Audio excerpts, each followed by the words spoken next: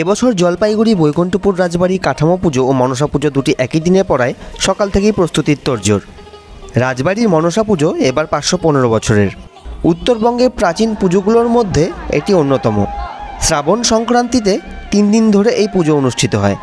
রাজবাড়ির মা মনসা নিত্য পূজিতা হন রাজবাড়ির দিঘির মন্দিরে, যেখানে তিনি একা পূজিত হন। আর রাজবাড়িতে রয়েছে একটি প্রাচীন সাপের মূর্তি, যেটি বংশানুক্রমিকভাবে পুজো হয়ে আসছে। মূল পুজোটি হয় মনসা পুজোতে, যেখানে দেবী সপরিবারে বিরাজ করেন। বৈকুণ্ঠপুর রাজপরিবারের মনসা পুজোর বিশেষ বৈশিষ্ট্য হলো এখানে মা সপরিবারে বিরাজ করেন।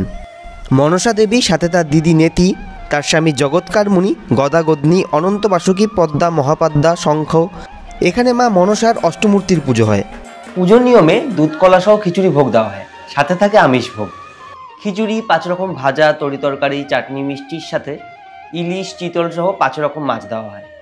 এখানেই শেষ নয়, এই পুজো উপলক্ষে বসে মেলা, যেখানে উত্তরবঙ্গ ছাড়াও কৃষ্ণনগর, নবদ্বীপ, মায়াপুর, আসাম, বিহার, ঝাড়খণ্ড থেকে দোকানিরা আসে তাদের পসরা নিয়ে।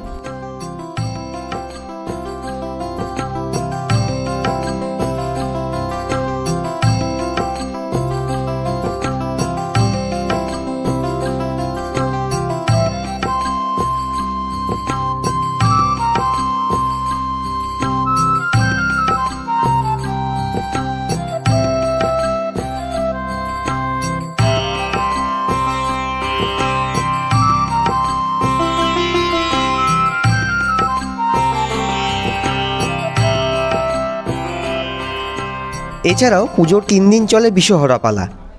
যারা বিষহরার ব্যাপারে পরিচিত নয় তাদের বলে রাখি, বিষহরা হলো মনসা মঙ্গলের নাট্য রূপান্তর, যেখানে দেবী মনসার নানাভাবে পুজো নেওয়ার ঘটনার সাথে সাথে বেহুলা লক্ষিন্দরের কাহিনীও বর্ণিত আছে।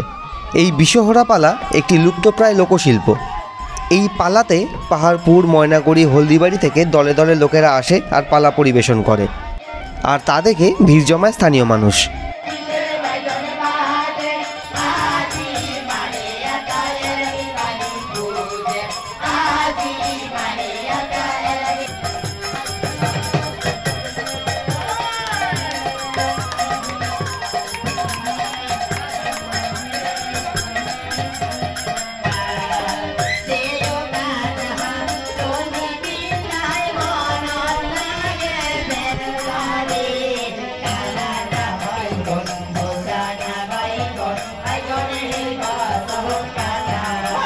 এইভাবেই ঐতিহ্য বহন করে আসে জলপাইগুড়ির প্রাচীন বৈকুণ্ঠপুর রাজবাড়ির পুজো, যেখানে আধুনিকতার যুগে দাঁড়িয়েও বিশ্বাসে মিলায় চাঁদ সওদাগরের কথায় চ্যাং মুড়ি কানি সম্পূর্ণ উত্তরবঙ্গকে।